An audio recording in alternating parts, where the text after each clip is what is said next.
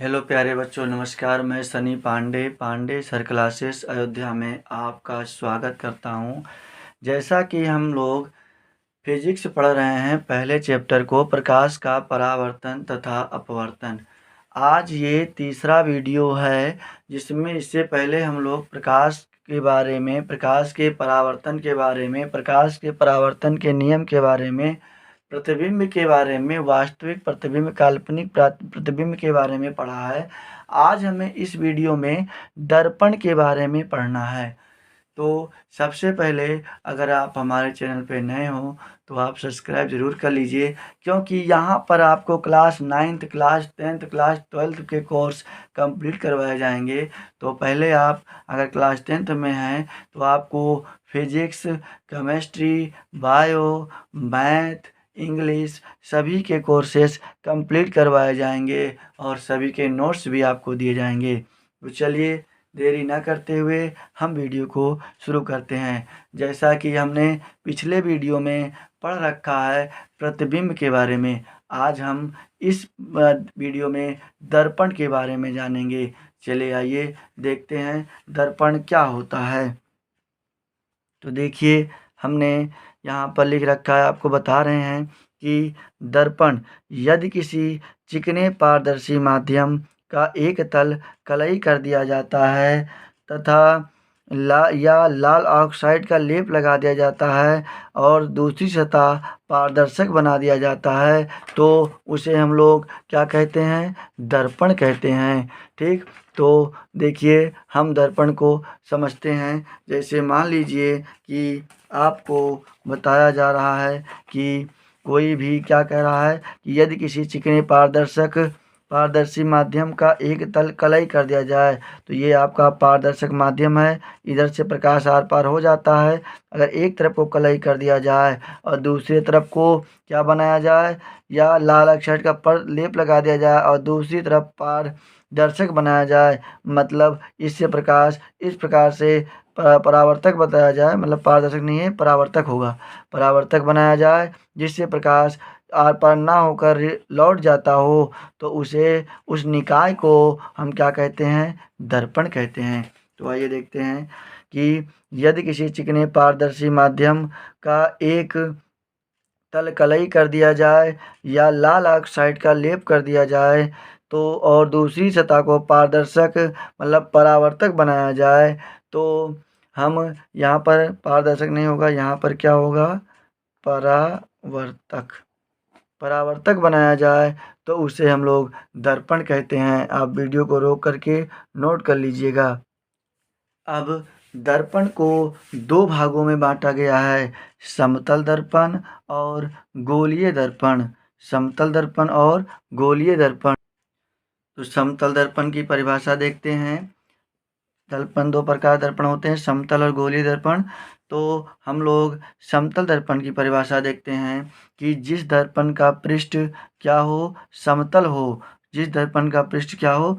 समतल हो, उसे हम लोग समतल दर्पण कहते हैं। जैसे देखिए, इस दर्पण का ये पृष्ठ समतल है और इस पर दर कलई किया गया है और ये परावर्तक सतह है, तो इसे हम लोग क्या कहेंगे? समतल दर्पण कहेंगे।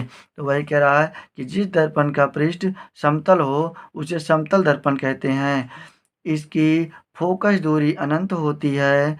और फोकस दूरी क्या होता है? तो अभी आपको बताया गया है पिछले वीडियो में भी और आगे बताया जाएगा। इसकी फोकस दूरी अनंत होती है। हम इस दर्पण के जितने ही आगे रहते हैं, प्रतिबिंब उतना ही आगे बनता है, तथा जितना पीछे जाते हैं तो प्रतिबिंब उतना ही पीछे बनता है। इसका उपयोग चेहरा देखने के लिए हम लोग करते हैं। आप अगर फिगर बनाना चाहते हो तो वीडियो को रोक करके चित्र को अच्छे से बना लीजिए। ये हमारा समतल पृष्ठ है, इधर कलई किया गया पृष्ठ है, ये कलई किया गया पृष्ठ है, और ये प्रकाश किरण आपतित होती है और इस प्रकार से परावर्तित हो जाती है, इसलिए ये परावर्तक सतह है और एक कलई किया गया पृष्ठ है। अब हम समतल दर्पण के कुछ गुण को पढ़ लेते हैं जो एग्जाम में आते हैं। चलिए देखिए, तो समतल दर्पण के गुण हैं नंबर 1 क्या कि समतल दर्पण प्रतिबिंब सीधा और आभासी मतलब काल्पनिक बनाता है। आप वीडियो को रोक करके ज़रूर नोट कर लीजिए, ये बहुत ही इम्पोर्टेंट है। उसके बाद समतल दर्पण दूसरा देखेंगे, समतल दर्पण वस्तु के आकार का ही प्रतिबिंब बनाता है। तीसरा देखेंगे, समतल दर्पण उतनी ही दूरी पीछे प्रतिबिंब बनाता है जितने ही आप उसके क्या आते हैं, आगे नहीं होगा, पीछे, है ना। समतल दर्पण उतनी ही दूरी पीछे प्रतिबिंब बनाता है जितना आप उसके पीछे जाते हैं। ठीक, उसके बाद इसका उपयोग हम लोग चेहरा देखने में करते हैं। इसकी फोकस दूरी अनंत तक होती है। तो ये आप यहाँ पर सुधार लीजिएगा, पीछे लिखा हुआ है ना। तो आप वीडियो को रोक करके इसे ज़रूर नोट कर लीजिए, बहुत ही आवश्यक है ये एग्ज़ाम के लिए। अब हम समतल दर्पण को पढ़ लिए, तो अब हम गोलीय दर्पण पर आते हैं। गोलीय दर्पण क्या होता है देखिए, आपको गोलीय दर्पण बताते हैं। मान लीजिए किसी कांच का ये गोला हो, ये किसी कांच का गोला हो और ये पारदर्शक हो, इससे प्रकाश आर पार हो जा रहा हो, और इसके एक तरफ अगर हम कलई करते हैं, ये इस तरफ हम कलई किए, तो जब हम एक तरफ कलई करते हैं और इसके आंतरिक भाग को भी एक तरफ कलई करते हैं, तो इस प्रकार से एक तरफ अगर हम कलई करते हैं और इसको बीच से काट कर हम इस भाग को अलग कर देते हैं, इस भाग को अलग कर देते हैं, तो हमारे पास कुछ ऐसी आकृति आएगी।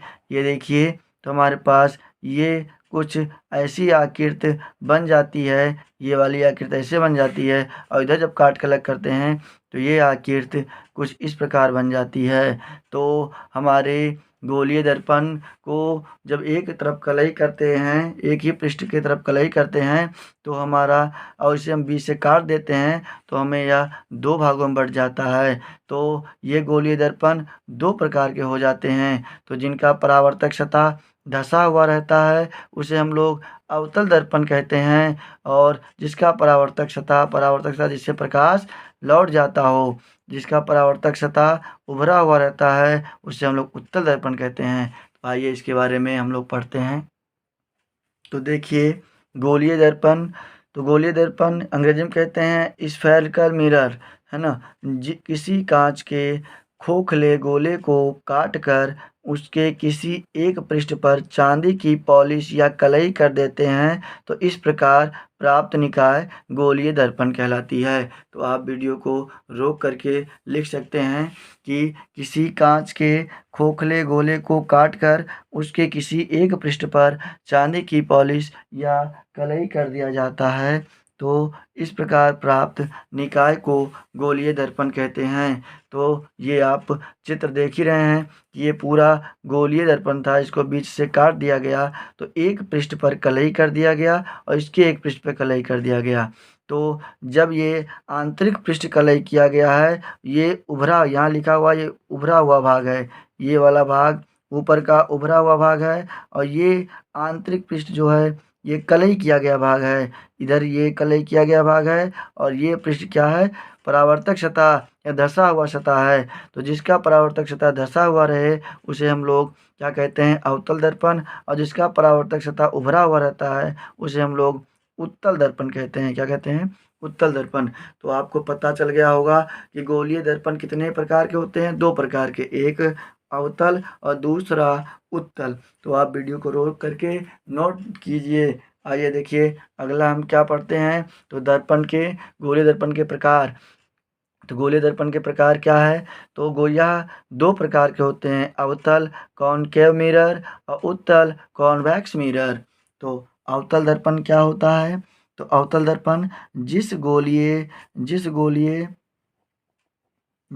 दर्पण का परावर्तक पृष्ठ धंसा हुआ रहता है तथा बाहरी पृष्ठ पर कलई किया हुआ रहता है उसे अवतल दर्पण कहते हैं। देखिए, ये परावर्तक सतह होता है जिनसे प्रकाश आकर और लौट जाती हो, उसी माध्यम में लौट जाती हो, तो वो दिशा ये वाला सतह कहलाएगा परावर्तक सतह कहलाएगा। तो हमने यहाँ लिख रखा है कि ये सतह परावर्तक सतह कहलाता है, और ये उभरा हुआ भाग बाहरी पृष्ठ पर कलई किया हुआ रहता है, जब प्रकाश किरण आपतित होती है तो इस प्रकाश दर्पण से परावर्तित हो जाती है और ये आपतन बिंदु पर हम अभिलंब खींचते हैं तो ये दर्पण क्या कहलाएगा? अवतल दर्पण। अब हम लोग पढ़ेंगे उत्तल दर्पण के बारे में। उत्तल दर्पण के बारे में पढ़ते हैं कि वह गोलीय दर्पण जिसका परावर्तक सतह बाहर की ओर उभरा हुआ रहता है तथा अंदर के भाग पर कलई किया हुआ रहता है तो उसे उत्तल दर्पण कहते हैं। देखिए अंदर के भाग पर कलई किया गया है और बाहरी पृष्ठ पर क्या है? ये परावर्तक सतह है कि प्रकाश इस प्रकार से आती है, इस प्रकार से परावर्तित हो जाती है तो हम इस सतह को कहते हैं परावर्तक सतह और अंदर की सतह कहते हैं कलई किया हुआ भाग। आप वीडियो को रोक करके नोट कर सकते हैं और चित्र को भी आप बना सकते हैं। अच्छे से नोट्स को तैयार कीजिए, बहुत ही इम्पोर्टेंट हैं। अब हम इस दर्पण से संबंधित कुछ परिभाषाओं को पढ़ेंगे। जैसे कि आपने देखा कि ये दर्पण एक यहाँ पर केंद्र से होकर ही काटा गया है। तो केंद्र को हम लोग सी से बताते हैं, सी से दर्शाते हैं और हम एक मुख्य अक्ष खींचते हैं और इस बिंदु को हम पी कहते हैं। क्या कहते हैं? पोल कहते हैं, ध्रुव कहते हैं। ये हमारा सेंटर होता है, इसे वक्रता केंद्र या केंद्र कहते हैं। तो हम कुछ इस गोलीय दर्पण में परिभाषाएं हैं। यहीं पर जब प्रकाश किरण समांतर जाती हैं तो दर्पण से टकराने के बाद जिस बिंदु से लौटती हैं वो हमारा मुख्य फोकस होता है। तो इस दर्पण में सभी का हम पढ़ेंगे, ध्रुव को, फोकस दूरी को या फोकस को, वक्रता केंद्र को, सभी का परिभाषा पढ़ेंगे। आइए हम एक एक करके अध्ययन करते हैं। तो सबसे पहले गोलीय दर्पण से संबंधित कुछ परिभाषाओं में हम आते हैं ध्रुव, पोल पर। तो गोलीय दर्पण के परावर्तक पृष्ठ के मध्य बिंदु को दर्पण का ध्रुव कहते हैं। इसे पी से सूचित करते हैं। यह बहुत इंपॉर्टेंट डिफिनेशन है ना, आगे बहुत काम आएगा। तो ये परावर्तक पृष्ठ के मध्य बिंदु, ये मध्य बिंदु है जिसे हम लोग पी से प्रेजेंट करते हैं। ये हमारा अवतल के लिए, ये हमारा उत्तल के लिए है। इसके चित्र को आप वीडियो को रोक करके बना लीजिए। चलिए अगला परिभाषा देखते हैं। देखिए वक्रता केंद्र। तो गोलीय दर्पण जिस खोखले गोले का भाग होता है उसके केंद्र को गोलीय दर्पण का वक्रता केंद्र कहते हैं। इसे सी से प्रेजेंट करते हैं। देखिए ये भी एक खोखले गोले का भाग होगा, ये भी एक खोखले गोले का भाग होगा, तो इसे हम लोग कहेंगे वक्रता केंद्र। वक्रता त्रिज्या को देख लेते हैं। दूसरा डेफिनेशन कि केंद्र से ध्रुव तक की दूरी को वक्रता त्रिज्या कहते हैं। तो केंद्र से ध्रुव तक की दूरी को हम लोग क्या कहते हैं? वक्रता त्रिज्या। इसे आर से प्रेजेंट करते हैं, कैपिटल आर। इसे हम लोग आर से दर्शाते हैं। अब हम लोग मुख्य अक्ष की परिभाषा देखते हैं। तो कह रहा है कि ध्रुव पी तथा सी मतलब सेंटर है ना, केंद्र, पी तथा सी को मिलाने वाली रेखा, सीधी रेखा को क्या कहते हैं? मुख्य अक्ष है ना। पी तथा सी को मिलाने वाली रेखा को हम क्या कहेंगे? मुख्य अक्ष। ये हमारा मुख्य अक्ष है इस दर्पण के लिए, अवतल के लिए, और ये मुख्य अक्ष है हमारे उत्तल दर्पण के लिए। ये मुख्य अक्ष कहलाता है। ठीक, अब हम लोग जो मोस्ट इम्पोर्टेंट है वह है मुख्य फोकस पढ़ेंगे। तो मुख्य फोकस बहुत इम्पोर्टेंट है। तो गोलीय दर्पण की मुख्य अक्ष के समांतर, देखिए हम आपको बता रहे हैं कि कोई भी गोलीय दर्पण है और मुख्य अक्ष के समांतर, मान लीजिए गोलीय दर्पण है, चलिए अवतल के लिए बताते हैं, ये हमारा अवतल दर्पण है।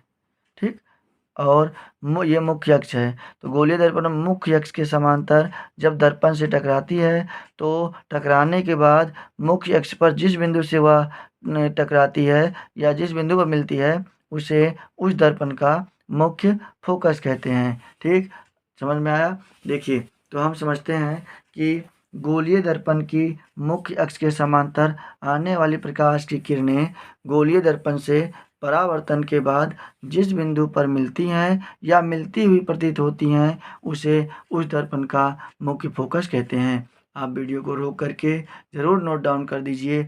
देखिए और हम आगे पढ़ते हैं। देखिए आपको दोनों प्रकार के फोकस समझ में आएंगे कि अवतल के लिए क्या होता है, उत्तल के लिए क्या होता है। यदि फोकस दूरी वास्तव में मिलती है, यदि फोकस वास्तव में मिलती है तो वास्तविक फोकस, यदि आभासी या काल्पनिक में मिलती है तो आभासी फोकस कहते हैं। जैसे ये देखिए, ये जब प्रकाश किरण समांतर, ये कौन सा दर्पण है, अवतल दर्पण, इधर कलई किया हुआ है। तो जब प्रकाश किरण अक्ष के समांतर जा रही है तो ये दर्पण से परावर्तक के बाद मुख्य अक्ष पर, यहाँ पर एफ पर मिलती हुई प्रतीत हो रही है। तो जहाँ पर मिलेगी वही हमारा क्या होगा, मुख्य फोकस होगा। और अवतल सॉरी उत्तल में देखिए, ये परावर्तक पृष्ठ है और इसमें भी प्रकाश किरण समांतर इस प्रकार से चलती हैं। तो परावर्तन के बाद ये इस प्रकार से निकल जाती हैं तो कहीं मिलती नहीं है। तो हम इसके पीछे काल्पनिक की कल्पना करते हैं, इसके पीछे ये एक ही बिंदु पर मिलेगी।